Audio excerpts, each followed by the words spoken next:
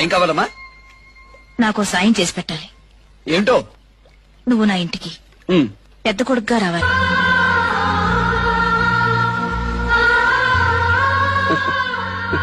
నీ పెద్ద కొడుకే వస్తా, నీకండగా నిలబడతా. నేను అడిగింది ఇస్తావా మరి? మరేం లేదు, నన్ను పెద్ద కొడుకుగా రమ్మంటున్నావు కదా, వస్తా. మరి నన్ను అమ్మా అని పిలవనిస్తావా? నాకింక డబ్బులేమొద్దు, అమ్మా అని పిలవనిస్తే చాలు. ఏందట సుతున్నా, బోధపడ్డా? అమ్మా అని నోరారా పిలిచి చాలా ఏళ్ళయిందిలే. అందుకు అడిగా, ఏమనుకోమాక. వాళ్ళు అమ్మా అని పిలుస్తానంటే ఏ ఆడది వద్దంటుంది నాయనా. అమ్మా వాళ్ళు ఇక నువ్వు గుండెల మీద చేయవేసుకుని నిద్రపో. నేను ఇబ్బంది పెట్టిన వాళ్ళ గుండెల్లో నేను నిద్రపోతాను.